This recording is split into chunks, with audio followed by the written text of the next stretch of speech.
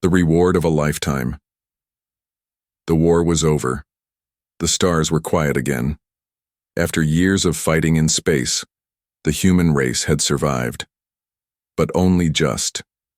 Ethan Graves stood on the grand stage of the Galactic Unity Hall. The ceiling above him sparkled with fake stars. All around him sat beings from dozens of alien worlds, green-skinned, feathered, glowing, even stone-bodied. They were the leaders of the Alliance, and today, they were not here for war. They were here for him. Ethan wore a simple Earth military uniform, dusty and worn. He wasn't used to big stages or cameras. He had only done what he thought was right. But the aliens saw him as something more. This human, spoke High Chancellor Varath, his voice deep and echoing, saved 6 fleets of the Allied worlds. When we were retreating, he stayed behind. He destroyed the enemy's main ship alone. There were cheers from the crowd. Alien hands clapped. Some even cried out his name. Ethan shifted uncomfortably. I just did what I had to, he said quietly. But, the High Chancellor raised one hand.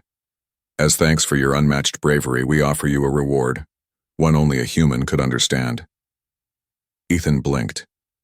A reward? The Chancellor smiled with 4 sets of lips.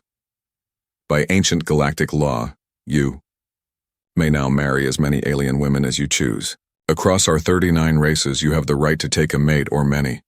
The hall went silent. Ethan's heart skipped. Wait, what? The Chancellor nodded. It is a sign of the highest honor.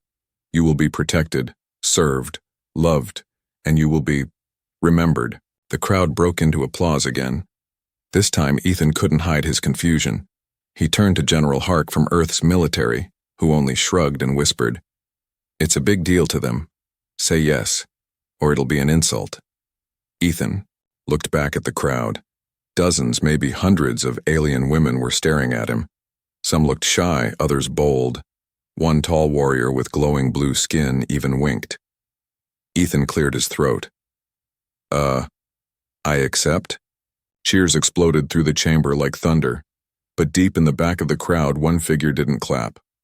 A hooded alien woman, her silver eyes locked on Ethan's face. She whispered something in a strange language. He has no idea what they've done, she said to herself. Later that night, Ethan sat in his new quarters on the floating station. It was bigger than anything he'd ever seen, filled with gifts, robes, fruit from alien gardens. Yet, he didn't feel happy. He felt overwhelmed. A soft knock came at the door. He opened it. An alien woman with soft green skin and golden eyes stood there, her hands folded politely. She looked young but noble. May I come in? She asked. Sure, Ethan replied. She stepped in and bowed. My name is Ilana of the Sylvan Peoples. I am the first to offer myself to you, human Ethan. Ethan coughed. That's fast. We move with honor, she said seriously. And you saved my father's fleet. If you accept me, I will bear your children and serve at your side for life. He stared at her. She was calm, graceful, and serious. Not desperate. Not joking. She meant it. I need time, Ethan said gently. I will wait outside your door each night until you choose. She bowed again and left. That night, Ethan couldn't sleep. He thought about the war, the explosions, the screams, the choices he had made. He never asked for this. He never expected love or wives. But now, alien women from different planets would come to him. Not all for love, some for power, some for survival, and maybe some for something darker. A small red light blinked on his table. A message, no ID. He tapped it. A voice came through, soft but urgent. Ethan Graves, you are being used. Some among the council want your genetics. You are a tool, not a hero to them. Be careful who you let close. Don't marry anyone until you know the truth. The message ended. Ethan stared into the darkness of his room. This was no reward. This was a new war. One fought with words, beauty, and secrets. He sat back and whispered to himself, What have I gotten myself into? Ethan Graves woke up the next morning with a heavy mind. The message he had received last night still echoed in his head. You are being used. He didn't know who sent it or why, but it had shaken him. This whole reward still felt like a dream or maybe a trap. He had fought in real wars, faced real enemies, but this was something different. Alien politics, alien honor, alien traditions he barely understood. The knock at his door came softly, but it made him jump. He moved toward it slowly, heart beating faster than it should. When he opened it, he was stunned. Standing before him was not one, but 3 alien women. They were tall, elegant, and unlike anything he had seen in battle. One had long flowing hair made of silver threads, another had skin like shifting sand, and the third was Kavira. Kavira was famous even among humans. She was a royal warrior of the Varnax Empire.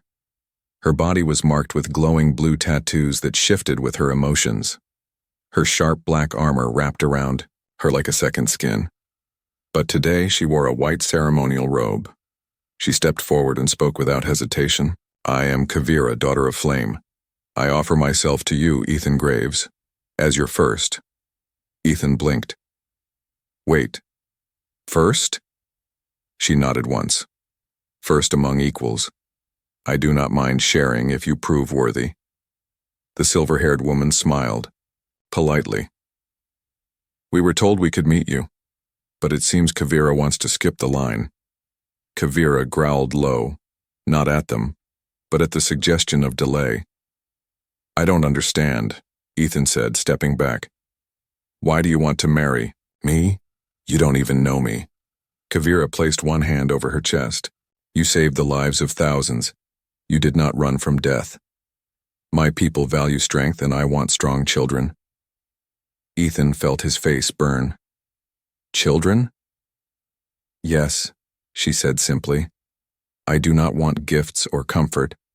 I want a legacy. The other 2 women remained quiet, their smiles now unreadable. I need time, Ethan said. This is a lot. Kavira didn't argue. She placed something in his hand, a piece of her armor shaped like a fang. When you're ready, wear this. I will come. And just like that, she turned and left, her presence leaving the air heavy. The other 2 women looked disappointed. One gave a small bow and whispered, Not all of us want children. Some of us just want someone kind. Then they too walked away, their dresses shining like soft stars in the hallway light. Ethan stood alone again, but his heart was no longer still. Later that day, Ethan met with his advisor, a human ambassador named Dr. Mallory Vec. She was Earth's voice in the Galactic Alliance, and one of the few people he trusted here. I don't know what's happening, Ethan admitted. These women, they're serious, it's not just for show. Mallory nodded. Of course they are. For some species, bonding with a war hero can bring honor for generations. For others, it's survival, politics, genetics, even religion. Ethan sat down, rubbing his forehead. So I'm a trophy? Not exactly, she said. You're a symbol, but symbols can still love and be loved. He looked up at her. Someone sent me a message, said I'm being used. She froze. Did it say who? No, but I believe it.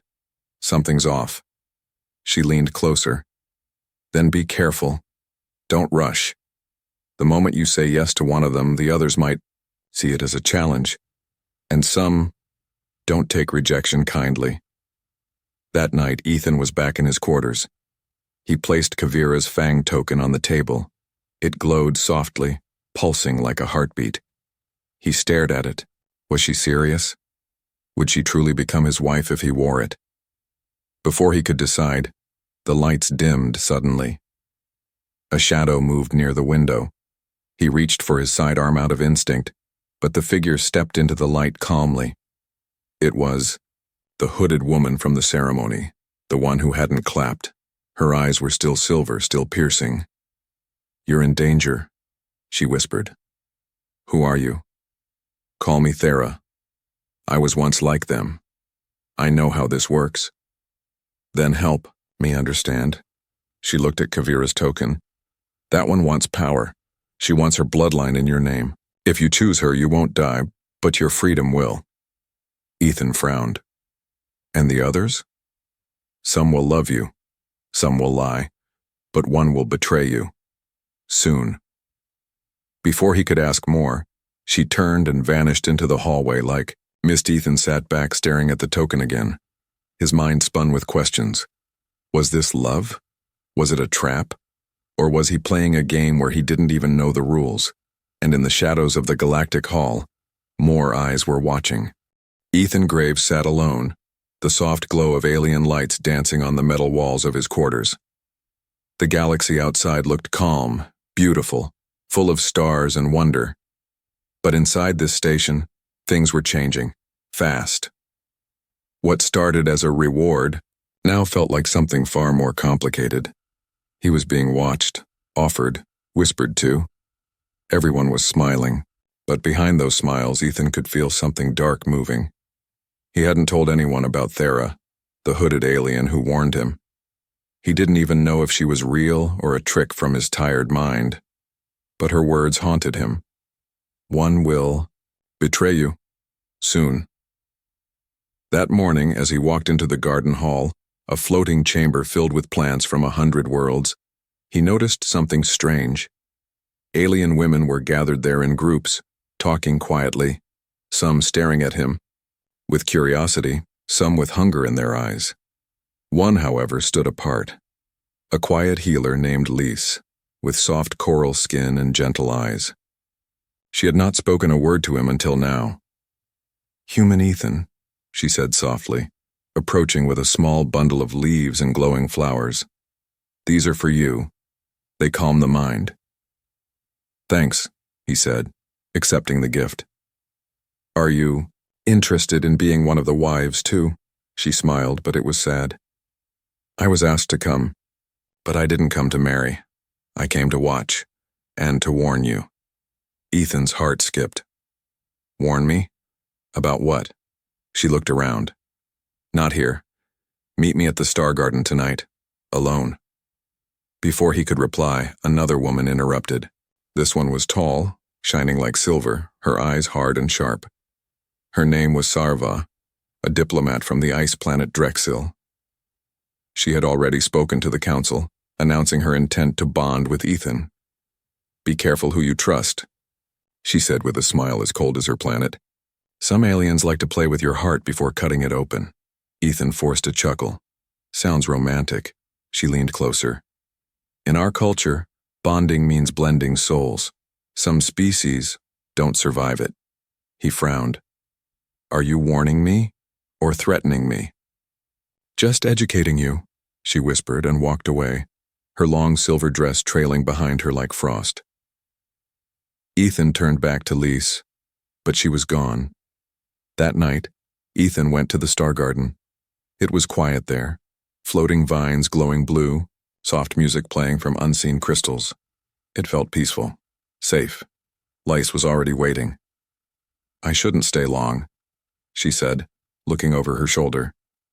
If they know I warned you, I'll be sent home. Then talk fast, Ethan said, sitting beside her. There are 5 major candidates the council favors, she explained. Kavira, the warrior, Sarva, the diplomat, Ilnya, the priestess, Maraxi, the scientist, and myself, the healer. Ethan blinked. You're one of them? Yes, but I never accepted. I just wanted to see the human who ended a galactic war with bravery, not just weapons. He studied her face. She wasn't lying. She looked tired, afraid.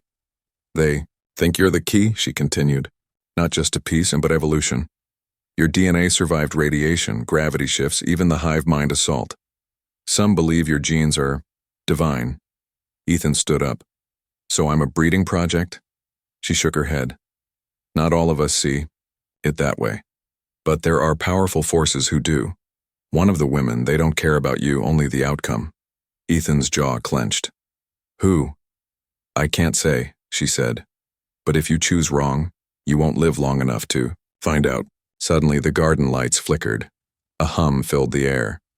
Lys gasped. Someone's listening. She pressed something small into Ethan's hand. A crystal. Hide this. It records energy, not sound. Use it when you feel danger.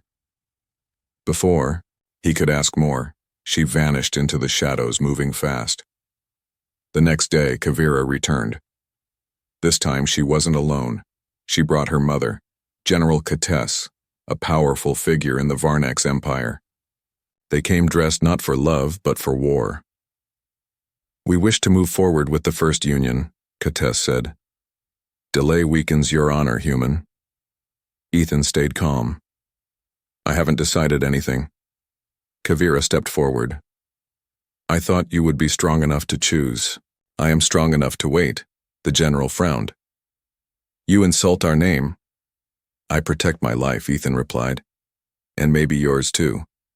The two women left with cold glares, their pride clearly wounded. Ethan returned to his quarters and locked the door. He stared at the crystal Lys had given him. Should he use it? Or was that just another trick? He placed it on his table and said out loud, If someone's spying, maybe they'll show themselves.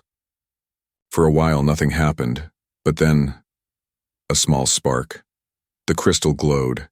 It picked up something, an energy trace, not from the room, from inside the walls.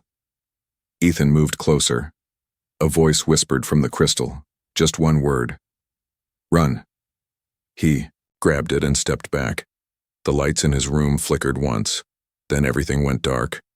Everything turned black in Ethan Graves's room. No power, no sound, just darkness, thick and sudden. He held the small crystal Lys had given him tightly. In one hand, heart pounding. Something or someone was coming. He stepped back, his other hand reaching for the emergency torch on the wall. A soft click. Not his torch. The sound came from behind. Ethan spun just as the emergency light flickered on, bathing the room in dim red. The door slid open without his command.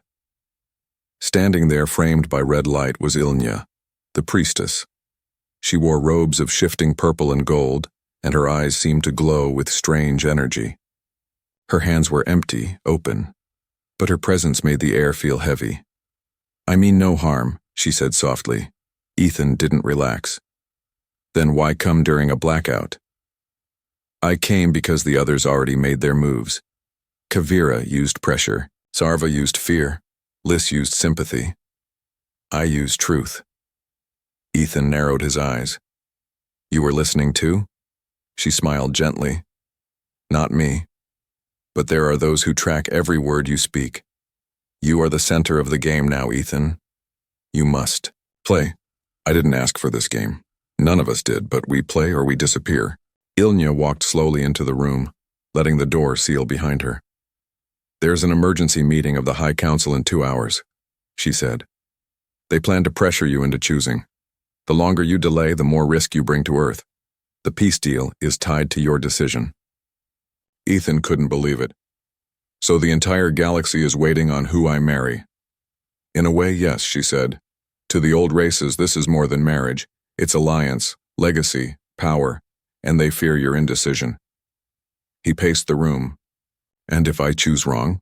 Ilnya stepped closer. Then you may die with a crown on your head and a knife in your back. 2 hours later, Ethan entered the Grand Council Hall again. The lights were brighter than before, the atmosphere heavier. The alien leaders sat in a semicircle, faces unreadable. The crowd of onlookers was smaller now, but more intense. And behind them, he saw the 5 main candidates. Kavira stood proud, Sarva cool and still. Meraxi watched him like a scientist watching a strange animal. Lys sat nervously while Ilnya stood apart with calm in her expression. High Chancellor Varath rose. Human Ethan, have you made your decision? Ethan hesitated. This was it. This moment would shape not just his life, but Earth's fate. He stepped forward slowly.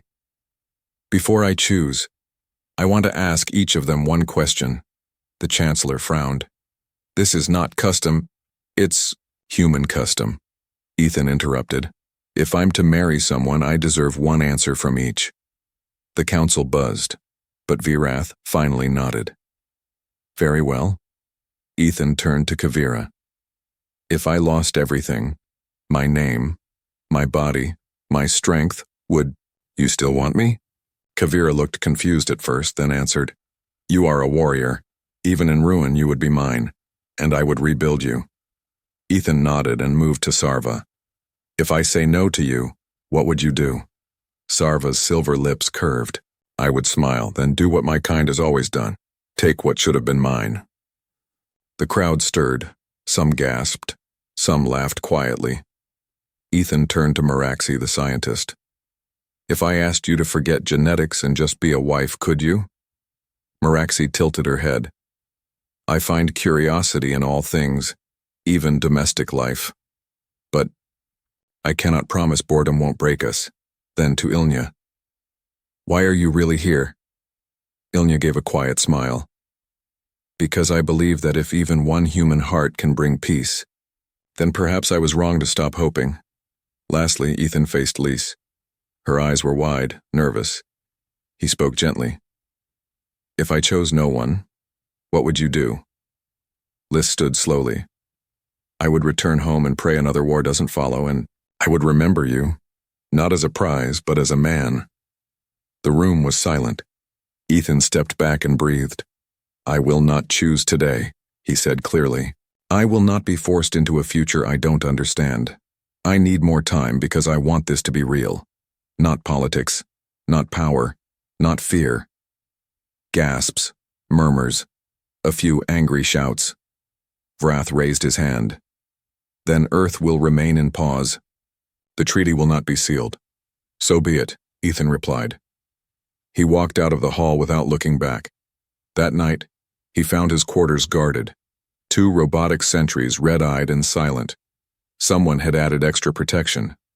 Inside, everything was untouched, except for one thing. The fang-shaped token from Kavira was missing. In its place was a folded piece of cloth. Ethan opened it. Blood, a symbol drawn in it. One he didn't recognize. But the crystal Lise had given him began to glow again, recording something nearby. He turned it on. A voice whispered, You should have chosen. Now she will. Ethan froze. Who? Is she? He asked the darkness. No answer. Only silence. And in the shadows outside, one of the women smiled quietly, waiting for her next move. Ethan stood by the window of his quarters, staring into the stars. His fingers were stained with dried blood from the strange cloth left in place of Kavira's fang token. Whoever left it was sending a message, but the meaning was still hidden. The voice from the crystal whispered that she would choose now. But who was she? He hadn't even changed clothes when the call came from the main speaker overhead. All Earthling personnel. Report to the Crown Chamber. Audience requested. By Supreme Empress Larevia. Ethan blinked. Larevia. The Empress of Zirin 7. Not just a ruler, but a living legend. She was part oracle, part monarch, and had never left her world in over 70 years. Until now. Why would she call for him? Guards in silver armor escorted him through endless golden halls until they reached a giant chamber shaped like a lotus. Thousands of lights blinked like stars on the ceiling. A sweet, heavy scent filled the air, almost too sweet. And there, on a throne made of shimmering crystal, sat the Empress. She looked nothing like what Ethan expected. Not old, not frail. She had silver hair, but her face was ageless. Her eyes a hypnotic swirl of violet and gold. Her voice was soft, yet every syllable echoed like a bell in his bones. You, she said, pointing her finger at him gently. You refused the council's gift. Ethan bowed, unsure if he was supposed to speak. I admire that, she continued. You are the only man in this galaxy who says no when everyone expects yes.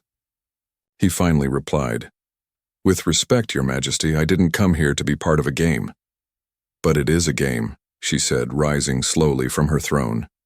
Everything in politics is. But I don't want to play either. That's why I summoned you. Ethan stayed silent, watching her carefully. She came closer and her presence felt heavy, like standing near a sun. "I offer you something different," she said. "No forced marriage, no politics, only one challenge." "What kind of challenge?" She held up a small black cube. "This is called the Void Hall. You will enter it. Inside, time and space do not follow rules. You will see what matters to you most. Face what you fear. If you survive, you may choose your future freely. With my protection." Ethan hesitated. "And if I fail? You'll wake up screaming. If you wake at all." He took a long breath. "When?" "Now," she said, and dropped the cube. The moment the cube touched the ground, everything around Ethan vanished. He was no longer in the throne room, he was floating in darkness. Then came light, too bright. Then shadow. Then Earth. He stood in a version of his childhood street, but the buildings were melted, twisted. Ash fell like snow. People he loved walked by him, his mother, his best friend, even his dog, but none of them could see him. Then they disappeared in fire. The sky cracked open. Alien warships rained destruction. He saw the Kavira army marching beside Sarva's frost soldiers, and then, above it all, a throne. On that throne sat himself, surrounded by screaming, wives with broken eyes and hollow hearts. Then a soft whisper came. "Is this what you fear, Ethan Graves? Power without love? Duty without choice?" He turned around and saw Lise glowing like a star, but she was weeping. "You chose us," she said, "but not with your heart." Suddenly shadows surrounded him, pulling him down, trying to drown. "Him!" he screamed. When Ethan woke up, he was on the floor of the throne room. The Empress was back on her seat, watching him quietly. A healer wiped sweat from his face. His body shook. He had no wounds, but his soul felt broken. "You saw?" she asked softly. "Yes," he whispered. "I saw what happens if I choose wrong, or too fast, or without feeling." She nodded. "Now you understand why I refused every suitor for 70 years. Love isn't honor. It isn't law. It's a quiet bond. Rare." Ethan sat up slowly. "So what now?" The Empress looked thoughtful. "I can protect you from the Council, give you more time, but only if you declare something." "What?" "That you will only marry for love," she said, her voice firm, "and that you reject all political unions. If you say this now, it becomes galactic record. None can force you again." Ethan hesitated. The moment felt huge, but he knew what he had to say. "I swear," he said, standing tall. "I will only marry for love. No throne, no treaty, no genetics will change that." The Empress smiled. The hall filled with light. As he left the chamber, escorted again through silent halls, Ethan felt lighter. But his steps grew cautious when he found his quarters door cracked open. He stepped inside and froze. On his bed sat Kavira. Her armor was gone. Her robe was torn, her eyes, once proud and sharp, now wet and confused. "I did not come to seduce," she whispered. "I came to beg." Ethan stepped closer slowly. "What happened?" "They took my honor," she said, "because I failed to win you. My people now call me weak." He sat beside her. "What do you want from me?" She looked up at him with shaking hands. "I want to stay," she whispered. "Not as your bride, but as your guard. Let me protect you. Let me earn my strength again." And just like that, the warrior bowed her head to the human she once saw as prey. Ethan nodded. "Then stay." Kavira stayed. She no longer wore the armor of her people or carried the pride of a royal warrior. Instead, she guarded Ethan's door like a silent statue, sleeping in a chair and speaking only when spoken to. Every now and then, Ethan would catch her watching him, not with hunger or ambition, but with quiet respect. Whatever game she once played, she wasn't playing anymore. But the galaxy around them was still spinning out of control. News of Ethan's declaration to the Empress spread quickly. "Human refuses all political brides," the headlines said across 100 planets. On Earth, people cheered. But here on the Alliance station, it had the opposite effect. Some alien leaders felt insulted, others panicked. Without Ethan's marriage to seal bonds, treaties between species began to weaken. Old arguments reignited. Trade deals froze and whispers of war returned. Ethan didn't want to be a symbol anymore. He just wanted peace. But now peace depended on the very thing he refused to do. Marry for politics.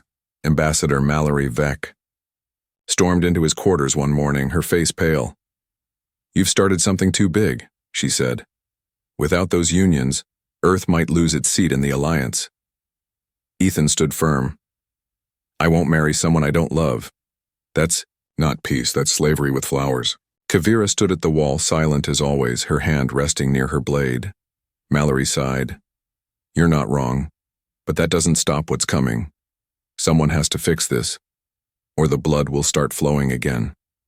Later that day, Ethan received a message from the Empress herself. "Come, it's time." He was taken again to the crown chamber, but this time the room wasn't empty. The 5 original candidates were there: Kavira, Sarva, Ilnya, Meraxi, and Lys, all in ceremonial dress but none smiling. The Empress stood before them, looking tired. "The Alliance Council is breaking," she said plainly. "Unless a bond is formed, today, many will leave. Some already have. Warships are moving. You must choose, Ethan Graves." Ethan looked at the women, each one beautiful, powerful, dangerous in her own way. He respected them now more than before. But the feeling in his chest, it wasn't love, it was duty. And duty alone was no longer enough. He stepped forward and raised his voice. "I will not choose one," he said. "Not because I can't, but because I care too much. If I marry one, the others lose. If I marry all, I become something worse than a prize. I become a crown without a heart." The room went silent. Then Lys stepped forward. Her voice shook, but her eyes were clear. "Then don't choose for power," she said. "Choose to save lives." Sarva smirked, spoken like someone who knows she won't be chosen. Kavira's jaw tensed, but she remained quiet. Meraxi, the scientist, stepped forward. "You humans are strange. You could unite the bloodlines, preserve rare DNA, strengthen alliances across species, and yet you hesitate." Ilnya raised her hand. "Enough." She turned to the Empress. "There is another way." Everyone looked at her. Ilnya spoke firmly. "Ethan may take no brides, but we, the candidates, may form a bond among ourselves. We choose each other, a shared union. If our goal is peace, then unity must be bigger than one man." Even the Empress blinked at that. "You would marry each other?"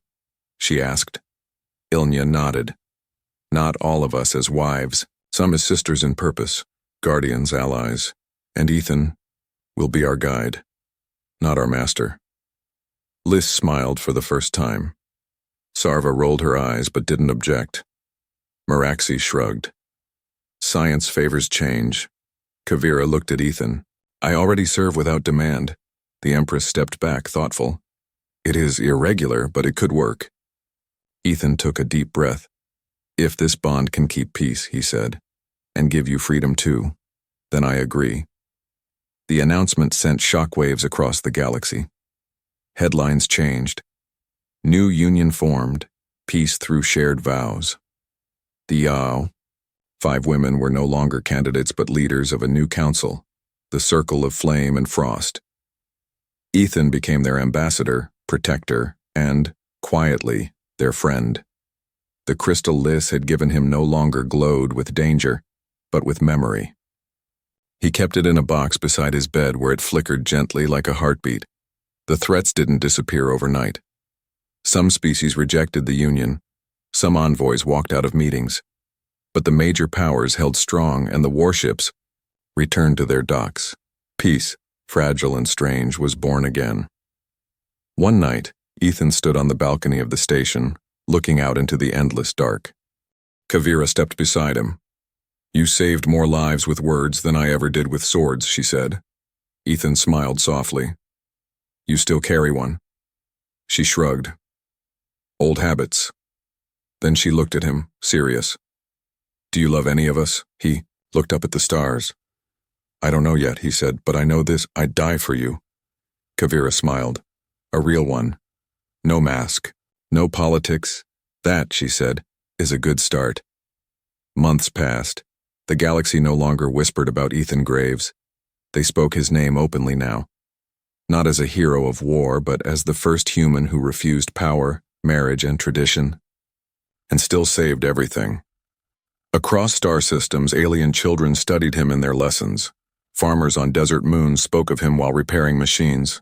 And deep within royal chambers, leaders wondered how one simple Earthman changed the rules without lifting a weapon.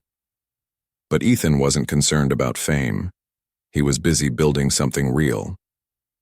The station's east wing had been transformed into a shared living space, not a royal hall, but a home. Kavira trained in the courtyard each morning. Lise cared for the greenhouses. Meraxi studied human biology side by side with Earth doctors. Ilnya held peaceful meditation sessions. Sarva, though still sharp-tongued, had taken over trade, negotiations, something she did better than anyone.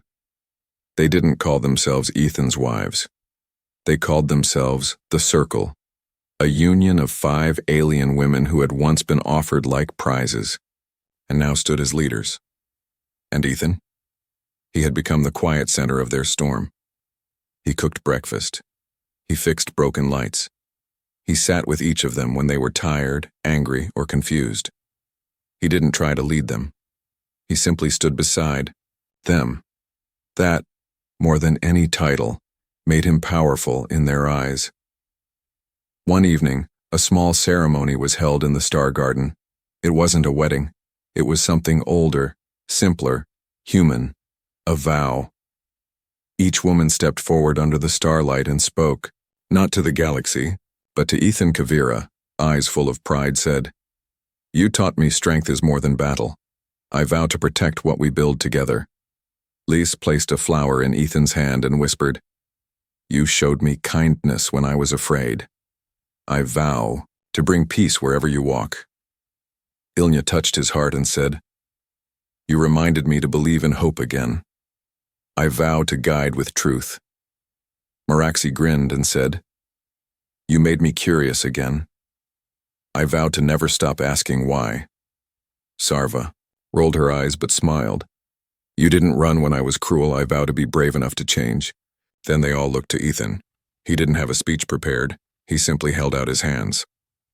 I'm just one man, he said, but I'll stand beside each of you. Not because I have to, but because I want to. The stars above blinked. There, Station AI recorded the event and sent it unofficially through the galaxy. The reaction was wild. Some cheered, some mocked, some threatened, but none could deny one truth. Something new had been born. Weeks later, the Empress Luravia invited Ethan to her world, Zyron 7, for the first time. She met him not in a palace, but a quiet field where glowing trees bent in the wind. You succeeded, she said calmly. Ethan smiled. Not alone. No one ever does, she said. She studied him for a while, then added, The Council wants to give you a new reward. A planet, a title, an empire even. Ethan laughed. I think I've had enough rewards. Then what do you want? She asked. Ethan looked up at the stars, the same way he did the first night after the war ended. I want children to grow up without needing to fight, he said. I want alien boys and girls to know they don't have to trade their love for power. I want one galaxy, not pieces. The Empress closed her eyes. You don't need a throne, she said softly. You already sit at the heart of something greater. Back on the station, life continued, but something had changed in Ethan. One night, as he looked out the window again, Lise came to him, quiet as always. There's something you should know, she said. Ethan turned to her, confused. You asked once if I wanted to be one of your brides. I didn't answer. He nodded slowly. I remember. She stepped closer, took his hand, and pressed it gently over her chest. Now I do. Time passed, and in a quiet garden, under alien stars, a child was born, half human, half alien, a child of no empire, no throne, just love. Kavira stood watch at the gate. Lace rocked the baby in her arms. Meraxi recorded the vital signs. Ilnya whispered prayers to the stars. Sarva placed her hand gently on Ethan's shoulder. And Ethan? He smiled, because in a galaxy full of war, betrayal, and power games, he had built something stronger than all of it. A bond, not just between people, but between hearts, between worlds.